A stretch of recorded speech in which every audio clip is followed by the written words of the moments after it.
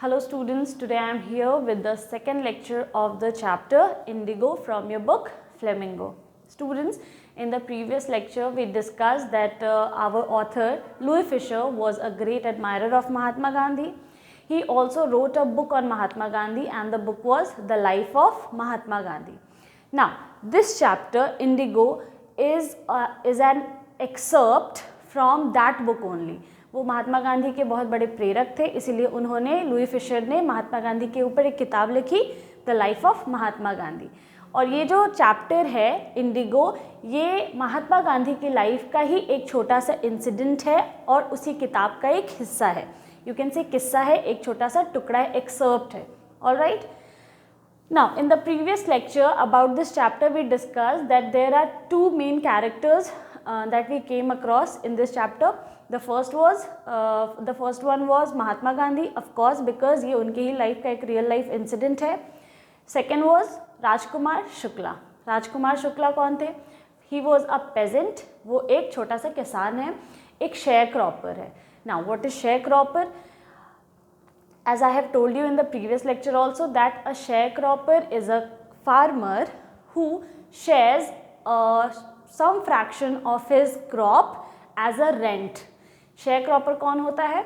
जो अपनी फसल का कुछ हिस्सा, कुछ फ्रैक्शन, कुछ हिस्सा वो क्या करता है? एज अ रेंट, लगान, टैक्स, रेवेन्यू पे कर देता है अपने लैंडलॉर्ड को, ज़मींदार को, और ब्रिटिशर्स के टाइम पे ब्रिटिशर्स को, इंग्लिशमैन को, किसी को भी जो उससे हायर अथॉरिटी होते हैं, जिसके लैंड पे वो काम करते हैं या जिससे उन्होंने कर्ज ले रखा होता है या जिससे उन्होंने वो पैसे लेके अपने खेत पे खेती करते हैं. तो अलग अलग रीज़न की वजह से वो लोग क्या करते हैं, अपने क्रॉप का कुछ शेयर उनको शेयर करना पड़ता है, दे देना पड़ता है, सरेंडर कर देना पड़ता है एज अ शेयर क्रॉपर. ठीक है, वो शेयर क्रॉपर इसीलिए कहे जाते हैं क्योंकि उनको अपने क्रॉप का, अपनी फसल का कुछ हिस्सा क्या करना पड़ता है? एज अ रेंट चुकाना पड़ता है. Alright, now in this chapter Rajkumar Shukla was also a sharecropper. Rajkumar Shukla भी कौन थे? एक शेयर क्रॉपर थे और ही बिलोंग टू चंपारण, और वो चंपारण बिहार का एक डिस्ट्रिक्ट से बिलोंग करते थे. Alright, so there was some injustice going on in Champaran, that's why he wanted to seek help of Mahatma Gandhi. और उनको किसी ने बताया था कि तुम जाकर के ऐसे ऐसे इनजस्टिस तुम्हारे यहाँ पे हो रहा है तो तुम जाकर के गांधी जी से बात करो. दैट्स वाई वो गांधी जी को इधर उधर ढूंढ रहे थे. और जब गांधी जी उनसे मिलते हैं, when Gandhi ji meets Shukla, Rajkumar Shukla, Gandhi ji tells him कि he has some prior engagements, he has some prior appointments. उनके पहले से कहीं कुछ उनको कुछ काम है, कहीं उनके अपॉइंटमेंट्स है इंडिया के और भी पार्ट्स में. Because he was very busy those days, वो उस टाइम में बहुत बिजी थे महात्मा गांधी. तो उनके जो पहले से अपॉइंटमेंट्स थे उनको उन जगहों पर जाना है. ऐसा महात्मा गांधी राजकुमार शुक्ला को कहते हैं. ठीक है, काफ़ी समय बीत जाता है. अब राजकुमार शुक्ला इज़ इम्पेशेंट. अब उससे पेशेंस, धैर्य नहीं रखा जा रहा है. पहले तो राजकुमार शुक्ला फॉलोज़ महात्मा गांधी एवरीवेयर. वो हर जगह राजकुमार शुक्ला महात्मा गांधी को फॉलो करता है राजकुमार शुक्ला, क्योंकि ही इज़ डेस्परेट. उसको चाहिए कि महात्मा गांधी उसके साथ चले, मतलब चले. ठीक है, क्योंकि उसको महात्मा गांधी की हेल्प चाहिए क्योंकि कुछ इनजस्टिस हो रहा है उसके अपने डिस्ट्रिक्ट में शेयर क्रॉपर्स के साथ. That's why he seek help of Mahatma Gandhi. But Mahatma Gandhi is very busy. Now he is frustrated. He tells him कि फिक्स अ डेट. अब एक आप डेट तय करिए और उस दिन मेरे साथ आप चलिए. महात्मा गांधी राजकुमार शुक्ला के इस मेहनत को, इस तप को देख करके, इस परिश्रम को देख करके वो इम्प्रेस हो जाते हैं. एंड ही टेल्स हिम कि I have an appointment in Calcutta, I will be there on such and such a date. मुझे इस तारीख को कैलकटा में होना है, मेरी अपॉइंटमेंट है, तुम वहाँ आओ और मुझे वहाँ से लेकर चलो, फिर मैं तुम्हारे साथ तुम्हारे गांव चलूँगा. So till here we have discussed it in the previous lecture. Now we will continue. So as you can see that the whole chapter revolves around Rajkumar Shukla and Mahatma Gandhi till now. Okay. Impressed by the sharecroppers' tenacity, the story Gandhi said, I have to be in Calcutta on such and such a date. Come and meet me and take me from there.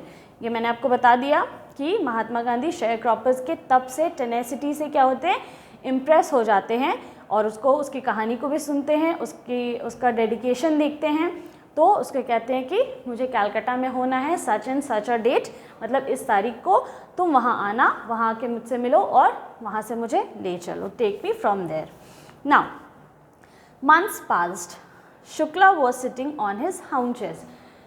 महीने बीत जाते हैं। अब वहाँ शुक्ला को गांधी जी का पीछा करते करते महीने बीत गए हैं, गांधी जी के पास समय नहीं है। नाउ अब शायद वो दिन आ गया है जिस दिन महात्मा गांधी ने राजकुमार शुक्ला को कलकत्ता बुलाया था। Shukla was sitting on his haunches at the appointed spot in Calcutta when Gandhi arrived. उसका डेडिकेशन देखो शुक्ला का, वो समय से पहले वहाँ पे पहुँचा हुआ है जहाँ गांधी जी ने कलकत्ता में राजकुमार शुक्ला को बुलाया था, और वो अपने हाउंचेस पे बैठा हुआ है। हाउंचेस का मतलब होता है कुबड़ होकर के बैठना, जैसे हम लोग ज़मीन पर बैठते हैं जिसमें हमारा चेस्ट जो होता है, हमारे जो नीज़ होते हैं वो हमारे चेस्ट को टच करते हैं और हम अपने दोनों फीट पे बैठते हैं, तो उसको हाउंचेस पे बैठना बोलते हैं, कुबड़ होकर के बैठना। ठीक है। Now he waited till Gandhi was free, और उसमें इतनी रेस्पेक्ट है, वो गांधी जी के टाइम को, गांधी जी को इतना रेस्पेक्ट करता है और वो इतना वो फुल ऑफ मैनर है, वेल मैनर्ड है कि वो तब तक इंतज़ार करता है जब तक गांधी जी फ्री नहीं हो जाते हैं। ठीक है। इससे ये दिखता है कि एक तो वो भले ही पढ़ा लिखा नहीं है, लेकिन वो क्या है, उसके मैनर्स मालूम है, वो वेल मैनर्ड है और वो डेस्परेट है, ही इज़ डेडिकेटेड। ठीक है। वो इच्छुक है कि वो महात्मा गांधी को लेके ही जाएगा, उसमें वो दृढ़ निश्चय है। ठीक है। वो वहाँ से हिलेगा नहीं, और वो समय से पहले उस स्पॉट पे पहुँचा हुआ है जहाँ गांधी जी ने उसको बुलाया था। गांधी जी आते हैं और वो उससे मिलता है। Then the two of them boarded a train for the city of Patna in Bihar, और वहाँ से दोनों लोग ट्रेन में बैठ जाते हैं। अब ट्रेन कहाँ तक जाएगी, पटना तक जाएगी, जो कि बिहार में है, बिहार का कैपिटल है। ऑलराइट। तो दोनों आखिरकार राजकुमार शुक्ला का जो मोटिव है वो पूरा हो रहा है, गांधी जी उसके साथ चलने को राज़ी हो गए हैं और वो गांधी जी को लेकर के वहाँ से निकल चुका है, ट्रेन में बैठ गया है, और ट्रेन कहाँ जाकर रुकेगी, पटना में रुकेगी। There, Shukla led him to the house of a lawyer named Rajendra Prasad, who later became president of the Congress Party and of India. जब वो लोग वहाँ पहुँचते हैं पटना, तो राजकुमार शुक्ला महात्मा गांधी को एक जगह लेकर के जाता है, एक इंसान के घर लेके जाता है जिनका नाम होता है Rajendra Prasad. I hope you all know who Rajendra Prasad was. He was the first president of India. All right. But at this moment, इस किताब में जिस समय ये किताब लिखी गई है और जिस समय महात्मा गांधी राजेंद्र प्रसाद के घर गए हैं, राजेंद्र प्रसाद ना ही तो प्रेसिडेंट हैं इंडिया के और ना ही वो कांग्रेस पार्टी के प्रेसिडेंट। बाद में ये कांग्रेस पार्टी के प्रेसिडेंट भी बनते हैं और इंडिया के भी पहले प्रेसिडेंट बनते हैं, लेकिन अभी तक फ़िलहाल ये कुछ भी नहीं है। All right. Now Rajendra Prasad was out of town. अभी फ़िलहाल गांधी जी उनके घर तो चले गए हैं राजकुमार शुक्ला के साथ, लेकिन राजेंद्र प्रसाद घर पे नहीं है, तो इसीलिए उनकी मुलाकात राजेंद्र प्रसाद से नहीं हो पाती है। But the servants knew Shukla as a poor yeoman who pestered their master to help the indigo sharecroppers. लेकिन राजेंद्र प्रसाद के घर के जो सर्वेंट्स हैं, जो वहाँ पे काम कर रहे हैं, जो हाउस हेल्पर्स हैं, वो लोग राजकुमार शुक्ला को अच्छी तरीके से जानते हैं। और कैसे जानते हैं? ये वही किसान है जो हर बार आता है और मालिक को परेशान करता है अपने share croppers, Indigo share croppers के किसी सिलसिले में। ठीक है। मतलब इससे क्या पता चलता है कि राजकुमार शुक्ला मदद के लिए हर जगह जा चुका है। वो राजेंद्र प्रसाद के घर भी कई बार आ चुका है, तभी ना उसके सर्वेंट्स भी उसको पहचान रहे हैं कि ये तो डेली आ जाता है। और किस लिए आता है कि रिगार्डिंग इंडिगो शेयर क्रॉपर्स, मतलब इंडिगो शेयर क्रॉपर्स को लेकर के कुछ वहाँ समस्या चल रही है और उनसे मदद मांगने के लिए उनके मालिक, उनके वो जो सर्वेंट्स हैं, उनके मालिक कौन है? राजेंद्र प्रसाद। तो वहाँ सर्वेंट जो है वो उनको इसीलिए पहचानते हैं कि राजकुमार शुक्ला अब इनके मालिक को परेशान करने के लिए हमेशा आ जाता है इंडिगो शेयरक्रॉपर से के सिलसिले में। ठीक है। योमन, योमन का मतलब भी होता है किसान। ठीक है। Pageants, Yeoman. नाउ पेस्टर्ड, पेस्टर्ड का मतलब होता है बॉदर करना, परेशान करना, या किसी एक ही सिलसिले में बार बार किसी को प्रोवोक करते रहना। ठीक है। कर दीजिए, मेरा काम कर दीजिए, डेली पहुंच जाना वहाँ पे, है ना। कई बार ऐसा होता है कि हम लोग को, या जो लोअर क्लास होते हैं, लोअर मिडिल क्लास लोग होते हैं, तो उनको उन्हें अपने काम को कराने के लिए ना किसी हायर अथॉरिटी के पास महीनों दौड़ना पड़ता है, तब भी जा कर के काम नहीं हो पाता है। ठीक है। वो वहाँ डेली जाते हैं, हाथ पैर जोड़ते हैं, प्लीज़ मेरा काम करा दीजिए, मेरा कोर्ट कचहरी का काम। आज भी आप देखोगे तो कई बार उनको उनके घर जा कर के घंटों घंटों बैठना पड़ता है अपने बारे में। एक बार महीने में फिर एक बार उनसे मीटिंग हो पाती है, उसके बाद भी ये श्योर नहीं होता है कि उनका काम हो पाएगा कि नहीं हो पाएगा। तो यहाँ राजकुमार शुक्ला के साथ भी वही स्थिति थी कि राजकुमार शुक्ला राजेंद्र प्रसाद के घर इतने बार जा चुका था कि वहाँ के जो पेजेंट सर्वेंट्स थे, इनके जो सर्वेंट्स थे, वो राजकुमार शुक्ला को इतने अच्छे से पहचान गए थे कि ये हर बार आ जाता है मालिक को परेशान करने के लिए, और इसलिए आता है कि अपने इंडिगो शेयरक्रॉपर्स के कुछ सिलसिले में, कुछ काम के मसले में वो हमेशा वहाँ पहुँच जाता है और मेरे मालिक को परेशान करता है कि काम करा दो, काम करा दो। इस वजह से अब राजकुमार शुक्ला को वहाँ के जो सर्वेंट्स थे वो बहुत अच्छे से रूबरू थे उससे, बहुत अच्छे से उसको पहचानते थे। So they let him stay on the grounds with his companion Gandhi, whom they took to be another peasant. But छोड़ो, यहाँ तक देखते हैं पहले। वो लोग पहचानते थे राजकुमार शुक्ला को, इसीलिए अलाउ कर देते हैं गांधी जी को और राजकुमार शुक्ला को ज़मीन पर रहने के लिए। मतलब कि तुम लोग ज़मीन पर अपनी रात बिता सकते हो, तुम लोग ठहर सकते हो यहाँ पे, अगर मालिक आएंगे तो सुबह मिल लेना, या जब भी आएंगे तब तक फ़िलहाल तुम लोग यहाँ ज़मीन पे रुको। तो शुक्ला को भी अलाउ किया और उसके कंपेनियन, कंपेनियन का मतलब होता है साथी। ठीक है। कंपनी जो देता है उसे कंपेनियन कहते हैं। कंपनी का मतलब साथ और कंपेनियन का मतलब साथी। ठीक है। तो गांधी जी को भी वो लोग क्या समझ रहे थे कि जैसे राजकुमार शुक्ला एक किसान है, वैसे ही गांधी भी एक किसान है, और दोनों को ही तुम लोग रात भर ज़मीन पर रहो, हम लोग को कोई फ़र्क नहीं पड़ता है। क्यों गांधी जी को उन्होंने किसान समझा होगा? Because he was a very simple man. He use to wear dhoti, khadi कपड़े, है ना, जो उनके घर मतलब इंडिया में ही बने, वो फॉरेन को क्लोथ्स को, वेस्टर्न कल्चर को, सब कोई चीज़ को बॉयकॉट करते थे।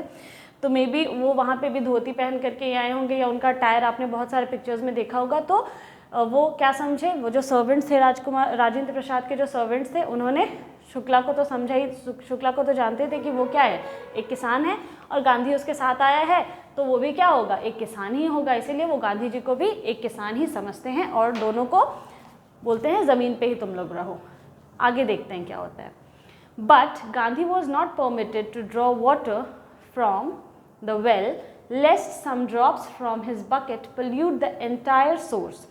How did they know that he was not an untouchable? लेकिन वो लोग रहने तो देते हैं गांधी जी को, लेकिन गांधी जी को वो लोग अलाउ नहीं करते हैं, परमिशन नहीं देते हैं कि वो कुएं के पास जाए और कुएं से एक बाल्टी पानी ले ले। क्यों? क्योंकि अगर एक ड्रॉप को भी उसने टच कर दिया तो पूरा जो कुएं का पानी होगा वो क्या हो जाएगा, दूषित हो जाएगा, अशुद्ध हो जाएगा। ठीक है। तो ऐसा कौन सोच रहा था? ऐसा वहाँ के सर्वेंट सोच रहे थे। क्यों सोच रहे थे? क्योंकि उन्होंने गांधी जी को क्या समझा कि वो क्या हैं, अनटचेबल हैं, अछूत हैं। ठीक है। अब अनटचेबल के पीछे अलग स्टोरी है। अनटचेबल हमारे इंडियन सोसाइटी का एक सोशल ईवल रहा है ना, और काफ़ी लंबे समय तक रहा है। ऐसा नहीं है कि एक दो दिन की बात है। जो पुराने हमारे जस्ट अ सेकेंड,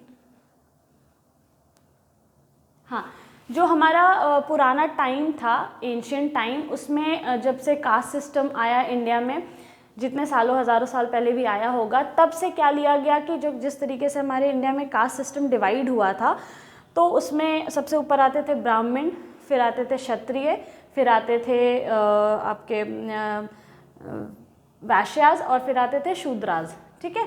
तो ये 4 जो डिवीज़न हुआ था, कास्ट डिवीज़न, उसके हिसाब से फिर कैटेगरीज डिवाइड हुई। तो कुछ ऐसे कैटेगरीज, कुछ ऐसे कास्ट को क्या समझा गया, अनटचेबल समझा गया, अछूत समझा गया कि वो लोग कुएं के पानी को टच करेंगे, उनसे टच नहीं होना है। जो ब्राह्मण्स होते थे, जो अपर कास्ट होते थे, वो लोग क्या करते थे कि लोअर कास्ट यानी कि जिनको अनटचेबल, स्पेशली आपके दलित, ठीक है, उसको स्पेशली समझा जाता था कि ये लोग अनटचेबल होते हैं, ये अछूत होते हैं, इनमें टच नहीं होना। जो ब्राह्मण्स होते थे, जो हायर क्लास लोग होते थे, वो लोग उनमें टच नहीं होते थे। इनफैक्ट उनको अपने ज़मीन पर नहीं चढ़ने देते थे, अपने घरों में नहीं चढ़ने देते थे, अपने कुएं का पानी टच नहीं करने देते थे, क्योंकि अगर वो लोग टच कर देंगे तो वो पूरा का पूरा ऐसा उनका मानना था कि ये अछूत है, अगर ये किसी भी चीज़ को टच करेगा तो क्या हो जाएगा, अशुद्ध हो जाएगा या दूषित हो जाएगा, ठीक है। तो इसीलिए ये अनटचेबिलिटी जो थी वो हमारे सोसाइटी का, यू कैन से, बहुत ग्रेव, बहुत डीप और बहुत प्रोफाउंड सोशल ईविल था, सामाजिक बुराई थी, जो कि अब जाकर के ख़त्म हुआ है जब सोसाइटी थोड़ी मॉडर्न हुई है। और इसके लिए भी बहुत सारे रिफॉर्मर्स आए सोसाइटी में, बहुत सारे ऐसे लोग आए जिन्होंने लोगों की सोच को बदला, लोग एजुकेटेड होते गए, तो इन सी चीज़ों को मानना बंद कर दिया, तब जा कर के अब ये हमारी सोसाइटी से क्या हुआ, ख़त्म हो गया, ठीक है। अब देखो यहाँ पे ये कितनी अजीब बात है, गांधी जी को जिनको उन्होंने पहली बार देखा था, जिनसे वो लोग पहले कभी मिले नहीं थे, लेकिन उनको देख के उन्होंने क्या समझ लिया कि वो अनटचेबल है, just by the look, appearance, उनके अपीयरेंस से बस उन्होंने मान लिया, ठीक है, कि वो अनटचेबल है या अनटचेबल ही होगा। और उनको क्या किया, मना कर दिया कि तुम हमारे कुएं का पानी टच मत करना, नहीं तो वो क्या हो जाएगा, दूषित हो जाएगा, खराब हो जाएगा, ठीक है, या तो वो मैला हो जाएगा, मैला इन द सेंस अशुद्ध हो जाएगा, ठीक है। तो अब उनको ये सेंस कहाँ से आया पता नहीं, उन्होंने ये बात कैसे मान ली पता नहीं, उनको क्या लगा, क्यों लगा, कुछ किसी इस चीज़ का कोई ग्राउंड नहीं है, इस चीज़ का कोई बेस नहीं है, बस उन्होंने ये मान लिया, ठीक है। और इस चीज़ पे क्या किया, एक इंसान पे नियम, रेगुलेशन, रूल लागू कर दिए। तो सोचो यार, सिर्फ ये एक इंसान के साथ जो हमारे सामने हुआ, तो वो किताब में लिख दी गई ये बात, ऐसा कितने लोगों के साथ और कितने सेक्शन ऑफ सोसाइटी के साथ होता होगा और हो रहा होगा या चला आ रहा होगा, तो लोगों को कितना इन चीज़ों की वजह से झेलना पड़ा होगा। तो ऑफ कोर्स अगर आप अनटचेबिलिटी पे अगर आप डीपली पढ़ाई करते हो या देखोगे या बहुत सारे आर्टिकल या पुराने चीज़ों को देखोगे, तो आप देखोगे कि ये कितना डीप, एक बोलते हैं ना, कुरीति था हमारे समाज का, बहुत ख़राब, ठीक है। तो समाज की ऐसी कुरीतियाँ थी जो हमारे सोसाइटी को ना डेवलप होने देती थी, ना आगे बढ़ने देती थी, ना, और ये समाज को क्या कर रहा था, ख़राब कर रहा था, ठीक है। तो धीरे धीरे जैसे जैसे लोग पढ़े, बाहर निकले, और फिर जा कर के पुराने लोगों को पढ़ना लिखना अलाउड नहीं था, आई मीन जो लोअर कास्ट थे उनको पढ़ना लिखना अलाउड नहीं था, उनको स्कूल में सेम बेंच में नहीं बिठाया जाता था। आपने BR अम्बेडकर की का अगर उस पर उन पर कोई बायोग्राफी वगैरह देखी होगी तो आप उसमें भी देखोगे कि उनको भी, वो भी इस चीज़ से गुजर चुके थे, उनको भी इसी तरीके का ट्रीटमेंट उनके बचपन में मिला था। तो ही प्रूव्ड एवरीबडी रॉन्ग और उन्होंने इन चीज़ों को बदलने की बहुत कोशिश भी की अपने तरफ से, और वो एक सोशल रिफॉर्मर की तरह सोसाइटी में आगे भी आए और बहुत हद तक उन्होंने चेंज भी किया, और इतने एजुकेटेड हुए। फिर आप देख भी आप हमारे कॉन्स्टिट्यूशन में उन्होंने पूरा लिखा, कॉन्स्टिट्यूशन में हेल्प की, आई मीन, तो वो कितने एजुकेटेड बने। तो उन्होंने ये प्रूव कर दिया कि वो उस कास्ट का भी आदमी, जिसको उस सेक्शन का भी कोई आदमी, सोसाइटी के उस सेक्शन का आदमी जिसको वैसे ट्रीट किया जाता है, वो भी पढ़ लिख के बहुत कुछ कर सकता है। और सबसे अगर किसी के बराबरी में आना है तो एजुकेशन बहुत इम्पॉर्टेंट है। फिर उस सेक्शन ऑफ सोसाइटी भी क्या करने लगा, पढ़ाई लिखाई करने लगे, और आज सब हमारे सब के सब क्या है, हम एक साथ खड़े हैं, हम लोग एक साथ बात कर रहे हैं। आप जज नहीं कर सकते, अब आप अनटचेबिलिटी हमारे सोसाइटी में बहुत ज़्यादा प्रिवेल नहीं हो रहा है। ऑलराइट, सो गांधी जी को उन्होंने अनटचेबल समझा और पानी निकालने के लिए मना कर दिया। We don't know why, how, और क्यों उन्होंने मना कर दिया, क्या देखा नहीं देखा, ये इस चैप्टर में डिफाइन नहीं है। Now Gandhi decided to go first to Muzaffarpur, which was en route to Champaran, to obtain more complete information about conditions than Shukla was capable of imparting. अब देखो, अभी तो वो लोग कहाँ पहुँचे थे? पटना पहुँचे थे, जाना उनको चंपारण है, ठीक है। तो वो लोग अभी पहुँचे हैं पटना, जाना है चंपारण। तो गांधी जी डिसाइड करते हैं कि वो बीच में एक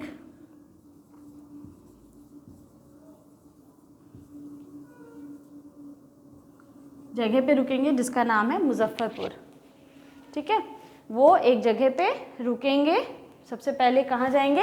मुजफ्फरपुर जाएंगे, जो कि पटना से चंपारण के रास्ते में है, ठीक है, बीच में पड़ता है। और उनको क्यों जाना था मुजफ्फरपुर? उसके पीछे क्या रीज़न था? वो मुजफ्फरपुर इसलिए जाना चाहते थे क्योंकि उनको वो कुछ और इन्फॉर्मेशन गैदर करना चाहते थे, कुछ और डिटेल इकट्ठा करना चाहते थे। जितना कि शुक्ला ने बताया था वो उनके लिए काफ़ी नहीं था, उससे ज़्यादा जितना शुक्ला के हिसाब से, देखो वो एक इलिटरेट आदमी है, वो पेजेंट है, वो किसान है, उसको जो बातें बताई गई होंगी या पढ़ाई गई होंगी, सपोज़ एक इलिटरेट आदमी को आप बोल दो कि अर्थ जो है, ठीक है, जो पढ़ा लिखा नहीं है, उसको एक बहुत ज्ञानी आदमी, ज्ञानी क्या, पढ़ा लिखा आदमी आकर के बोलेगा कि अर्थ जो है वो बॉक्स के शेप का है, ठीक है, एक जूते के बॉक्स के शेप का है, ठीक है। वो क्या होगा ना, बेचारा वो चीज़ को मान लेगा, वो उस चीज़ को क्या करेगा, मान लेगा। उसी तरीके से इंग्लिश मैन ने जितने भी किसान थे उन लोगों को जो जो पढ़ाया था, जो जो वो लोग बोलते थे, बेचारे ये लोग उसी चीज़ों को क्या करते थे, मान लेते थे, ठीक है। और उसके हिसाब से वो क्या कर रहे हैं, अपना इन्फॉर्मेशन पास ऑन कर रहे हैं। तो आपके पास भी तो गलत इन्फॉर्मेशन जा रहा है ना। आपको उस किसान को किसी ने, इंग्लिश मैन ने बता दिया कि अर्थ जो है वो स्क्वायर शेप का है। अब आप किसी से मदद मांगने के लिए गए हो और आप भी तो उसको वही इन्फॉर्मेशन दोगे ना कि हाँ जो अर्थ है ना वो बॉक्स शेप का है। तो गांधी जी को डाउट था कि जो इन्फॉर्मेशन राजकुमार शुक्ला उन्हें दे पा रहा है वो पूरा नहीं है, वो जो भी इन्फॉर्मेशन इम्पार्ट कर रहा है यानी कि उनको उन तक पहुंचा पा रहा है वो इनफ नहीं है, वो काफ़ी नहीं है, उनको और भी इन्फॉर्मेशन गैदर करने की ज़रूरत है कि आखिरकार वहाँ चल क्या रहा है। तो इसीलिए वो डिसाइड करते हैं कि एन राउट का मतलब होता है रास्ते में, उसी रूट पे है, ठीक है। तो पटना से चंपारण के रूट में क्या पड़ता है, मुजफ्फरपुर पड़ता है, और वो इसीलिए डिसाइड करते हैं कि वो पहले कहाँ जाएंगे, मुजफ्फरपुर जाएंगे। Okay, now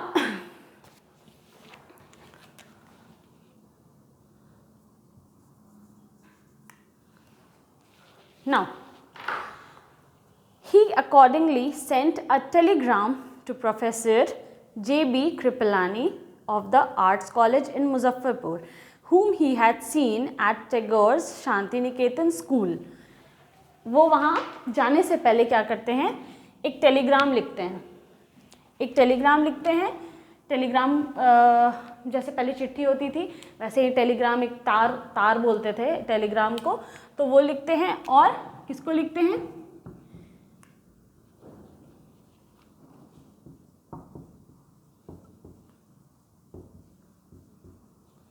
J.B. कृपलानी को लिखते हैं, ठीक है। अब ये J.B. कृपलानी कौन है, ये आर्ट्स कॉलेज के प्रोफेसर हैं। कहाँ पे, मुजफ्फरपुर में। आर्ट्स कॉलेज के प्रोफेसर हैं मुजफ्फरपुर में, जिसको महात्मा गांधी एक तार लिखते हैं और उनको बस बता देते हैं कि वो आ रहे हैं, मुजफ्फरपुर आने वाले हैं। क्योंकि वहाँ पे वो गांधी जी पहले कभी मुजफ्फरपुर गए नहीं हैं, पटना गए नहीं हैं, चंपारण गए नहीं हैं, तो वहाँ का कोई एक रेसिडेंट जो वहाँ रह रहा है पहले से, वहाँ का कोई निवासी, वो ज़्यादा अच्छे से इन्फॉर्मेशन दे पाएगा कि आखिर वहाँ उनके लोकेलिटी में चल क्या रहा है। तो इसीलिए वो J.B. कृपलानी को टेलीग्राम लिखते हैं। और हाँ, J.B. कृपलानी से वो कहाँ मिले थे पहली बार, कहाँ से जानते हैं वो उनको, वो रविंद्रनाथ टैगोर के शांति निकेतन, उनका जो शांति निकेतन है वहाँ पे महात्मा गांधी J.B. कृपलानी से पहली बार मिले थे, और वहीं से इनको वो जानते हैं, ठीक है, इनकी मुलाकात वहीं हुई थी। The train arrived at midnight 15 अप्रैल 1917। 15 अप्रैल 1917 की बात है, ये दिन वही था। और महात्मा गांधी की ट्रेन मुजफ्फरपुर पहुंचती है और आधी रात को पहुंचती है। Kripalani was waiting at the station with a large body of students. Kripalani, JB Kripalani जो प्रोफेसर थे, वो वहाँ पे ट्रेन स्टेशन पे क्या कर रहे हैं, महात्मा गांधी का इंतज़ार कर रहे हैं, और अकेले नहीं, ढेर सारे स्टूडेंट्स के साथ। A large body of students मतलब जो प्रोफेसर साहब थे तो उनके बहुत सारे स्टूडेंट भी होंगे, और पहले के स्टूडेंट्स और अभी के स्टूडेंट्स में बहुत डिफरेंस होता था। पहले के स्टूडेंट्स के लिए teacher was first, mummy papa भगवान सबसे पहले टीचर होते थे, और वो अपना ज़्यादा से ज़्यादा टाइम पढ़ाई के बाद भी अपना ज़्यादा से ज़्यादा समय अपने टीचर के साथ बिताते थे। ये नहीं कि अपना काम हुआ, ट्यूशन ख़त्म हुआ और फिर वहाँ से निकल गए, फिर टीचर को मार्केट में देख भी रहे तो पहचान नहीं रहे हैं, विश करने में भी डर लग रहा है, ऐसा नहीं था। पहले के students were dedicated towards their teachers, और वो बहुत ज़्यादा उनको रेस्पेक्ट करते थे। कभी भी कहीं भी बुलाते थे वो लोग किसी भी चीज़ को करने के लिए, या मतलब उनका आधा से ज़्यादा टाइम क्या होता था, वो टीचर्स के साथ ही स्पेंड होता था। They were also involve in their lives, उनके साथ रहना, उठना, बैठना। पहले के स्टूडेंट्स टीचर्स के साथ ही आश्रम में, गुरुकुल में, अपना घर से बाहर अलग होकर के अपने टीचर्स के साथ ज़्यादा टाइम रहते थे। इस वजह से क्या होता था, इंटरेक्शन भी उनका बहुत ज़्यादा होता था, और एक दूसरे के लाइफ में भी बहुत ज़्यादा वो लोग क्या रहते थे, इन्वॉल्व रहते थे। ठीक है, तो JB कृपलानी बहुत सारे स्टूडेंट्स के साथ स्टेशन में किसको लेने आए हैं, महात्मा गांधी को लेने आए हैं। Gandhi stayed there for 2 days in the home of professor Malkani, a teacher in a government college. अब वहाँ पहुँचे महात्मा गांधी, तो JB कृपलानी उनको लेने आ रहे हैं, पहला प्रोफेसर, दूसरा प्रोफेसर एक और, उनका नाम है प्रोफेसर मलकानी। ये गवर्नमेंट स्कूल के टीचर हैं, ठीक है, ये गवर्नमेंट स्कूल के टीचर हैं, और इनके घर पे महात्मा गांधी 2 दिन के लिए वहाँ रहते हैं। तो देखो लोग कितने कोऑपरेटिव हैं, एक पूरी टोली के साथ उनको लेने आया है, रिसीव करने आया है, उनको ग्रीट करने आए हैं। दूसरा प्रोफेसर मलकानी, जिनके घर पे वो एक अनजान आदमी मतलब कभी तो आए नहीं है, पहली बार आए, उनके घर पे 2-2 दिन वो रह रहे हैं, तो दे आर वेरी कोऑपरेटिव। ठीक है, it was an extra ordinary thing in those days. अब Mahatma Gandhi commented, for a government professor to harbour a man like me. अब देखो गांधी जी एक स्टेटमेंट देते हैं यहाँ पे, किसको, लुई फिशर को। जब लुई फिशर को ये कहानी बता रहे थे, तो महात्मा गांधी ने लुई फिशर को बताया कि ये उन दिनों एक बहुत ही अद्भुत बात थी, एक्स्ट्राऑर्डिनरी अद्भुत बात थी उन दिनों। कि कौन सी बात, कि एक गवर्नमेंट स्कूल के टीचर का उनके लिए उनको शरण देना, उनको हार्बर करना, professor to harbour a man like me. A man like me का मतलब देखो, महात्मा गांधी भले बिहार नहीं आए थे इससे पहले, लेकिन वो इससे बाहर जो चीज़ें कर रहे थे, ठीक है, वो उनको पता था कि वो बहुत नामी थे। ऑब्वियसली ऐसा नहीं है कि महात्मा गांधी यहाँ आने के बाद और यहाँ से शुरुआत करने के बाद या वो फेमस हो गए। उन्होंने साउथ अफ्रीका में भी बहुत सारी चीज़ें की थी। अगर लोग इनके बारे में पहले से जानते होंगे तो Mahatma Gandhi was very famous before that, before coming to Patna. तो पटना में आने से पहले भी उनको ब्रिटिशर्स पसंद नहीं थे, वो ब्रिटिश के खिलाफ कुछ ना कुछ कर ही रहे थे, हमेशा से चीज़ों को बॉयकॉट कर रहे थे, सिविल राइट्स दिलवा रहे थे, है ना, लोगों को उनके हक के लिए लड़ रहे थे। तो वो पहले से भी बहुत सारे ऐसे छोटे छोटे आंदोलन के लिए क्या थे, महात्मा गांधी बहुत फेमस रह चुके थे।